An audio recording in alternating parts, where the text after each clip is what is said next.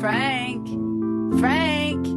Hurry! Mr. Bergeron's on. Don't forget the popcorn, Frank. Coming, dear.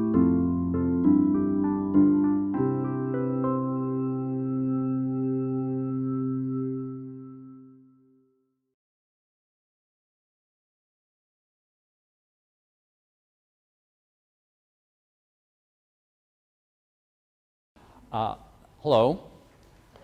Thank you all for coming. My name is Arthur Bergeron. I'm an elder law attorney. I work at Myrick O'Connell. Myrick O'Connell is a big firm. There are 52 of us. There are 72 of us right here, or excuse me, there are 17 of us right over here in Westboro. I like that because this is all I have to do. Everybody else does something else that's kind of special. I have been practicing for a long time, as you can see from my advanced age. I started doing this in 1991 when my mother died in a nursing home. And I watched that play out, and it was not good. And I said to myself, there should be another better way, and that's why I got involved in all of this stuff. So that's what I do. In the course of what I do, though, I've really come to appreciate that what I really do, people think when they're talking to an elder lawyer, they're talking about a whole variety of issues, but usually what they're talking about is Alzheimer's disease. They're talking about, and the reason why they're talking about it is because A, it lasts for a long time and is kind of unlike many of the other major diseases, and B, because you can go broke from it. That fact results from a kind of peculiar historical fact, which is that Medicare doesn't cover it. Medicare was designed to keep old people from going broke. In 1960, before Medicaid was passed, Medicaid was passed, I think, 1965. Before Medicare was passed, 33% of all people in this country over age 60 were poor. That is an unbelievable number to think of right now, because that just seems so incredible. Right now, that number is between 6 and 7%. The major reason is Medicare. By that time Medicare passed, Social Security had already been around for over 30 years, but still, almost a third of Americans over 60 were poor. So Medicare really has kept a lot of people from being poor. Unless you have dementia, unless you have a disease that causes dementia. If you have cancer, Medicare will take care of it. We'll do operations, we'll do biopsies, we'll do everything. If you have diabetes, same thing, we're going to cover you in the hospital. If you have lung cancer, but if you have dementia and so you need help dressing or going to the bathroom, right? Those skills are not, the skills needed to help you are not skillful enough to cause Medicare to be willing to pay for them, which is why people who have dementia are so concerned about going broke, which is why they're concerned about mass health and other issues.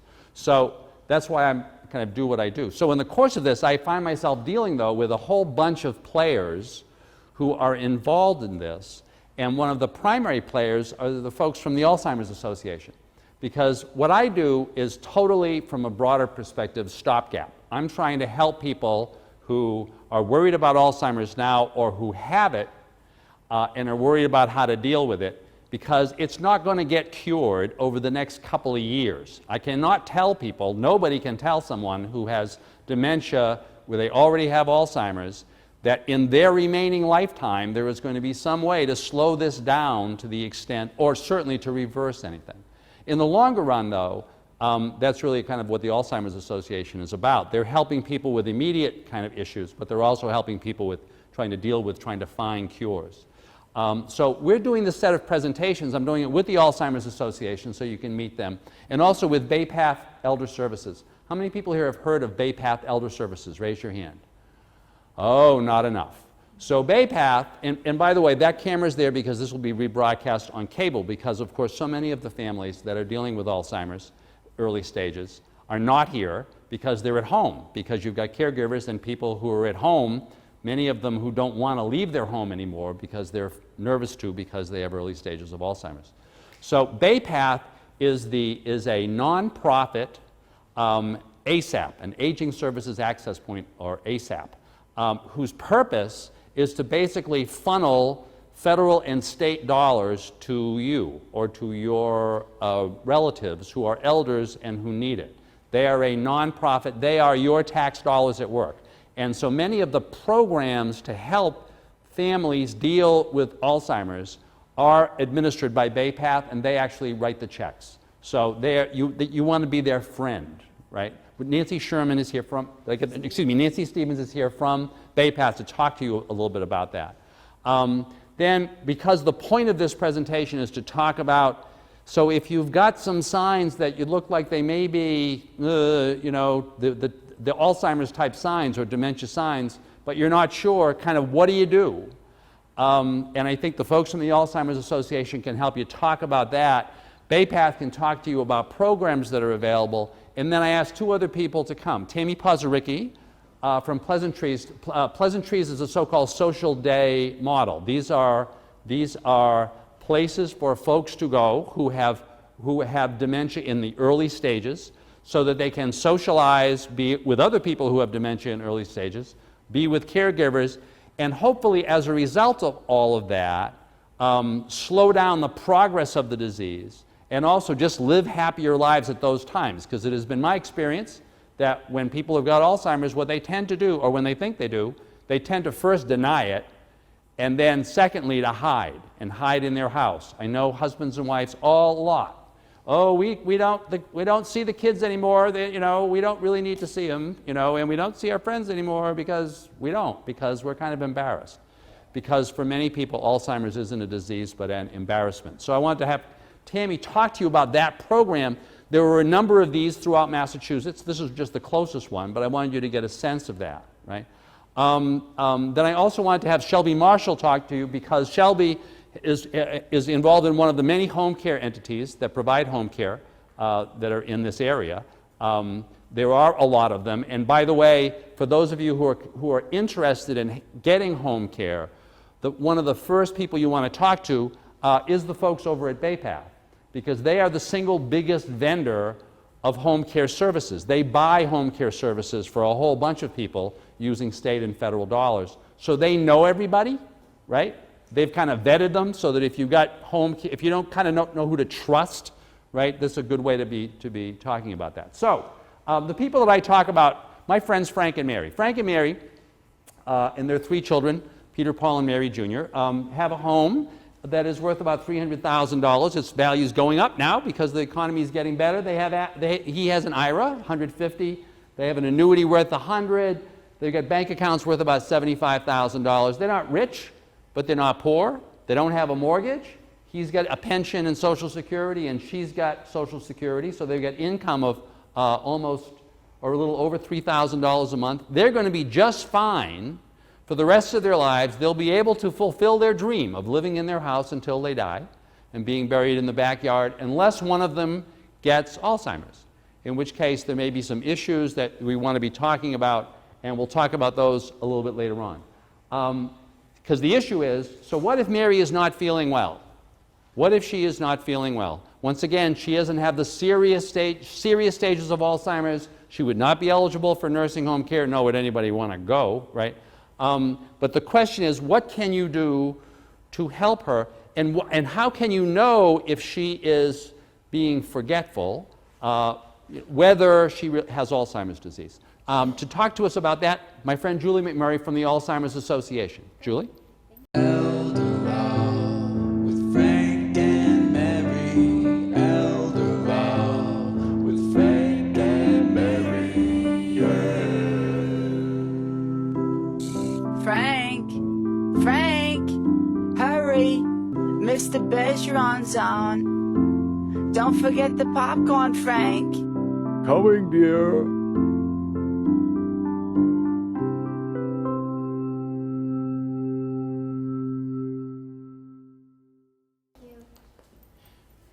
Good evening, everybody. As Arthur mentioned, my name is Julie McMurray, and I am the Regional Manager for the Central Regional Office of the Alzheimer's Association. Just to give you a little bit of background, I'm part of the Massachusetts, New Hampshire chapter of the Alzheimer's Association with our main office in Watertown, regional offices in Springfield, Raynham, Worcester, Bedford, New Hampshire, and Lebanon, New Hampshire. And our mission at the Alzheimer's Association is to enhance care and support for people that are living with Alzheimer's, their caregivers, their families. We are also one of the largest funders of research. So I'd love to be out of a job someday. I truly would. I've been in this field for over 20 years. I've been with the Alzheimer's Association for almost 12. And we also try to educate people on ways to reduce your risk for developing Alzheimer's disease. One of, I think, the most important things if you leave here tonight knowing is that we have a 24-hour, 7-day-a-week helpline, accessible no matter what time of day it is. You will speak to a human, whether it's 2 in the afternoon, 2 at night, or 2 in the morning, excuse me. You will speak to a clinician that can help support you, guide you, talk you through some of the concerns that you're seeing and point you in the right direction. To give you some of the statistics about Alzheimer's disease, there are currently over 5 million Americans living with Alzheimer's disease. Certainly that is an increase compared to 20, 30, 40 years ago. People are living longer.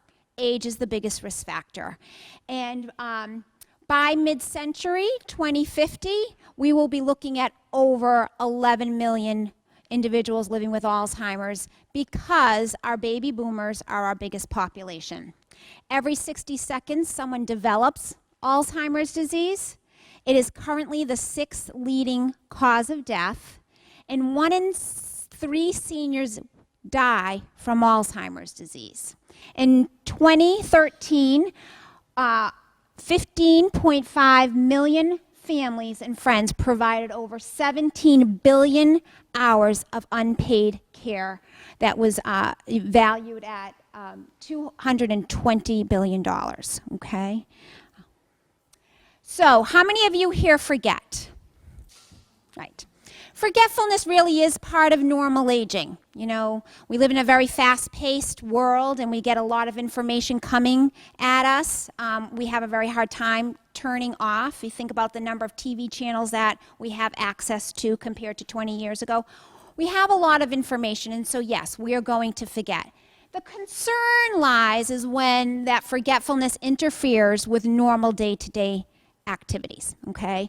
So normal age-related memory changes include slower recall than when you were younger, more difficulty recalling information like new people that you just met, particular words, having more difficulty with multitasking, and having more difficulty overlooking unimportant information.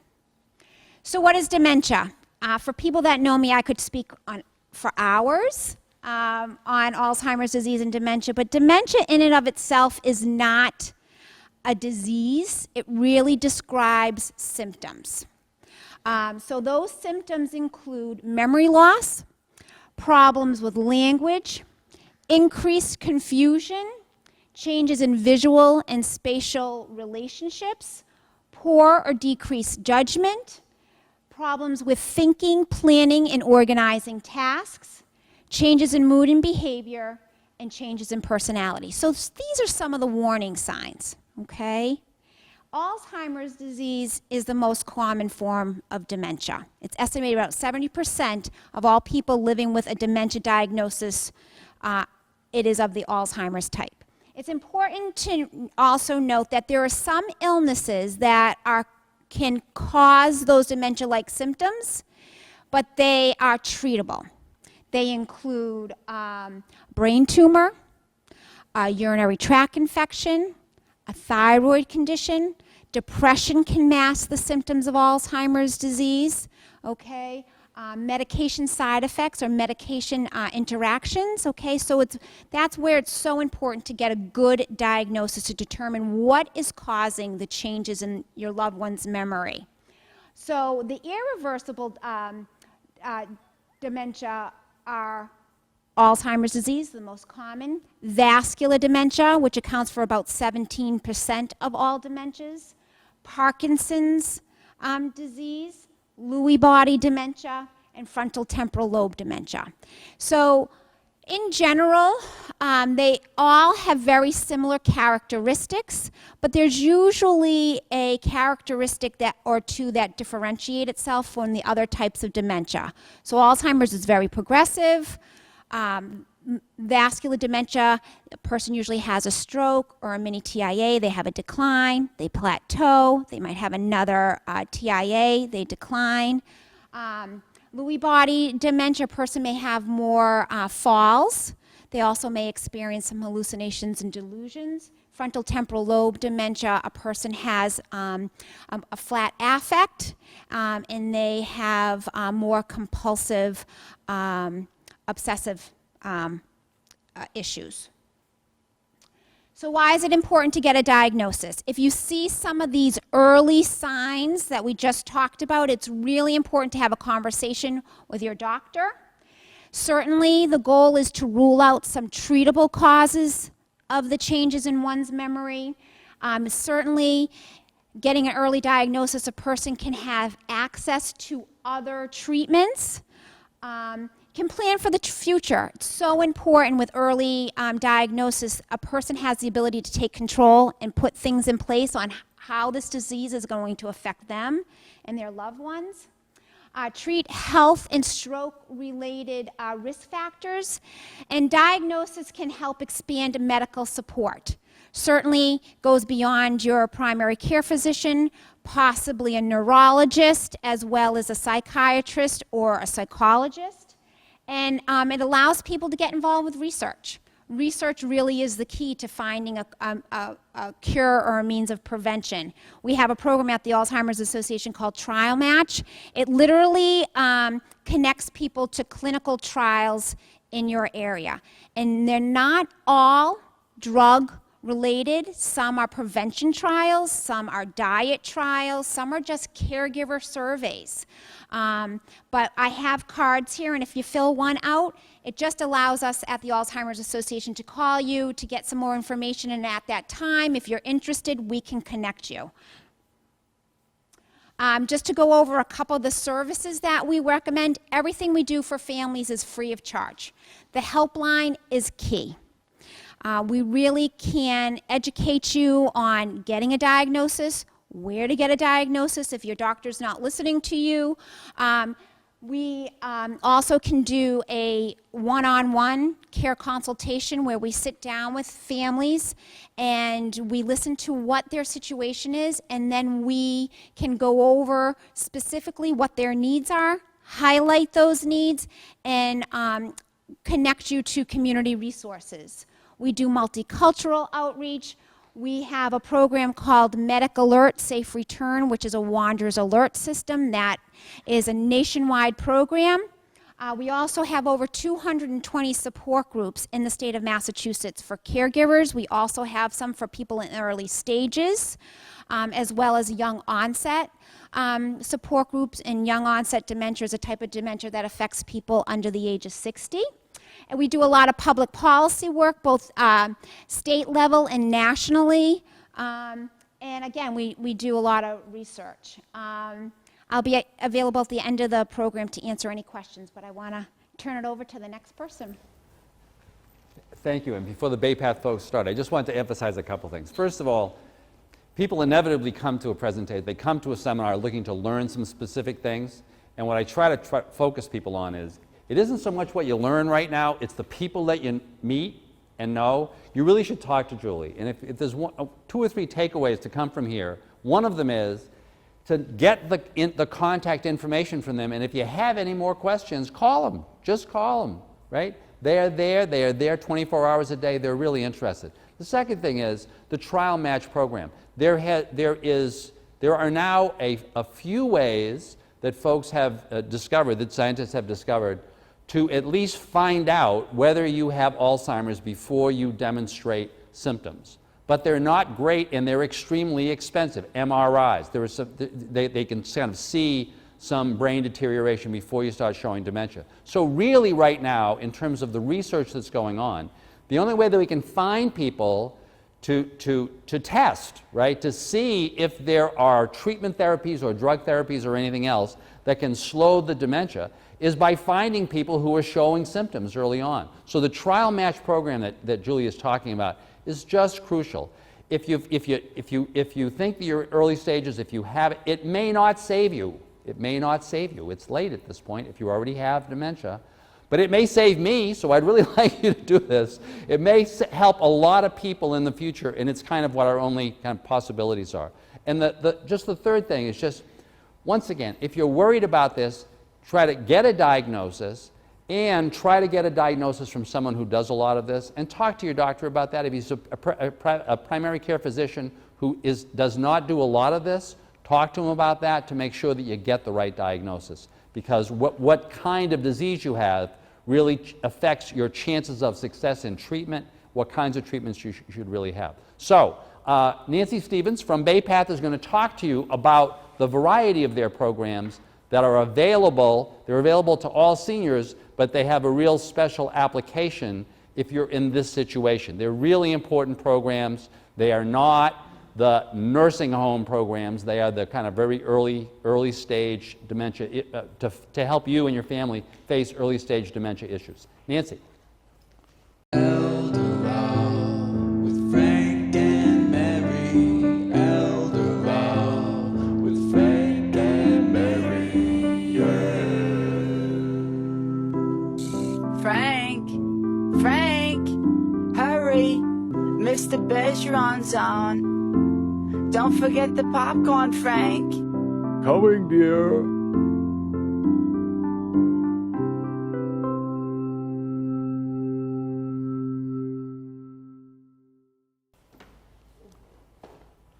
I'm doing her slides because she's like low tech like me. So if we're not perfectly coordinated, that's life. That's just the way it goes, right? Hi, I am Nancy Stevens. I work in information and referral at BayPath. And BayPath is a private nonprofit agency. We're one of 27 ASAPs that are around the state of Massachusetts. We service 14 towns, one of which is Northborough. And we provide home care to people in their homes. But we also have a lot of other services. We have a Meals on Wheels program. I think I'm getting ahead of myself. But anyway, we do have a lot of programs, which I'll get into in the next slide, I think. But what I want to say is I work in information referral, so there are two other I&R people there.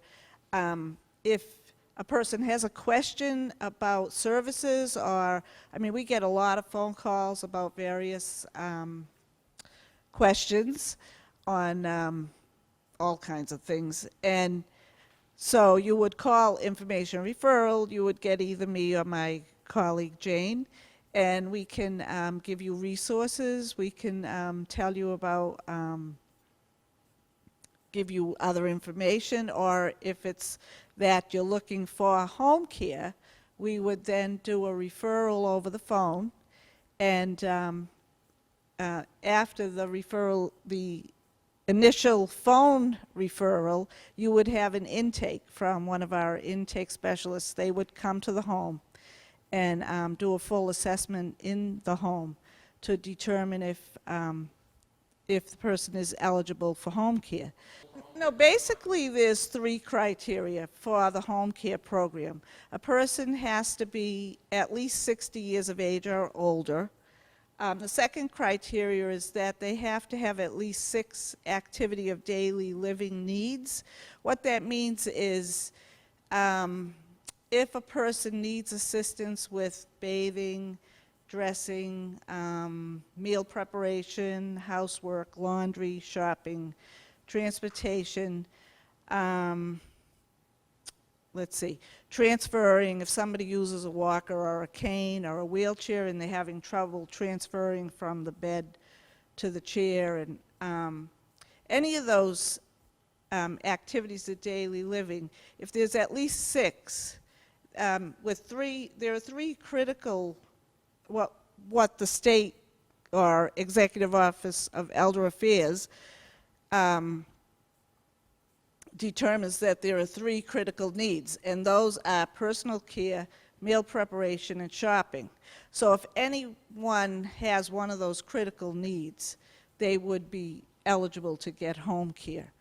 And when I say if they need assistance, sometimes people call and they say, oh, well, my son helps me with that. Well, that still means they have a need, because if they're not doing it themselves and someone else is doing it for them, then that is a need. So, but oftentimes people think, oh, well, I don't need that because someone else is doing it for me, but they do need it. The third criteria is a financial one, because we contract with the state of Massachusetts, and we get money from the state. So they put out a cost-sharing copay system. And so actually anyone is eligible for home care. It is sort of almost like a sliding scale. So even if a person is making a higher income, they're still eligible to get home care. When the person is determined to be eligible, a person can get up to 3 hours of service per week, or the equivalent of $300 worth of service per month. What that means is someone may need help with bathing maybe 1 hour per week, but they might also want to have Meals on Wheels. So the intake specialist will work with them when the intake specialist goes to the house. They will work with the person or the family to develop a service plan, and the various, whatever the person needs, will be factored in. Either they would be getting 3 hours of service, or they might be getting 2 hours of service and some Meals on Wheels, or they might be getting a medication dispensing machine, which is also another cost. So it all gets factored into the to the cost of the service plan. So what did I? So now talk about some of your other, but one of the things to emphasize is that there is no asset requirement. People regularly think that when you're trying to qualify for these programs because of Mass Health, that there are asset limitations. There are none for the programs that she was just talking about. There are some income criteria. If you make more than a particular amount, there'll be a there's a copay schedule, right? Yeah. But there's no asset criterion. So there are a lot of those things are available to you. Yeah. A phone number. Well, I actually brought a lot of flyers here and brochures, and the phone number is on this information, but it's 508-573-7200. But you're welcome to take the flyers or talk with me after the presentation, too. I believe that's it. Thank you. So the first takeaway from Nancy is remember to know Nancy and to know the entity, get the phone number. Second, the care that she's talking about, now all of this care is basically your tax dollars at work. They are your tax dollars at work. The Commonwealth is paying all of their salaries, and all of these programs are your tax dollars at work. So don't feel like this is charity, right? You paid for all this stuff, right? Third, just remember that if your loved one that you're working with needs more support than this, of course, you can buy it yourself, and just think of this as a supplement, that you're just reducing the cost of the home care that you really need, right? Finally, go to this website. This is like a terrific website. This website just went up. It was funded with a couple $100,000 of Commonwealth money, and it is community specific. So you can literally click Northborough, right? Caregivers here, to really get a sense of the resources that are available just like right here. So they are a really, really, really good organization. So next I want you to hear from Tammy Pozaricki. Tammy's program called Pleasantries, which is actually located in Marlborough, was one of the first in this area of the so-called social day models. But these are the programs that I think are going to be becoming more and more prevalent as the population with Alzheimer's continues to expand. Once again, the estimate is there are 4 million people with Alzheimer's right now, or about 1% of the population. So translate that to Northborough, what's that, about 200 people in Northborough, right, that it is possible have got Alzheimer's right now, right? So as those numbers, keep ramping up, these programs are going to become increasingly important. So I want you to think about these programs, especially if you're not here and you're at home, because you're like never leaving the house. Think about the importance of getting out for the person who has early stage dementia and for the caregiver. Because so many of these programs, especially in the early stages, it's a matter of people not burning out. It's a matter of caregivers understanding the possibilities, working closely with folks with dementia, and not burning out. So, Tammy Pozaricki.